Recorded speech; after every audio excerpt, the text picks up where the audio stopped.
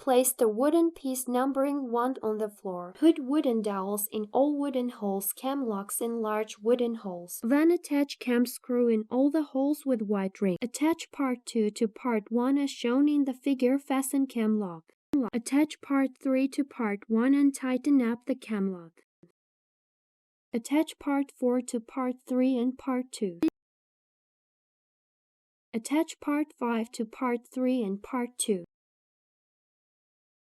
Attach part 6 to part 3, 4 and part 2.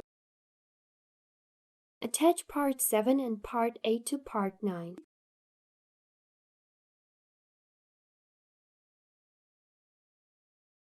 Attach part 10 to part 7, part 8, part 9. Attach part 11 to part 7, 8 and part 10.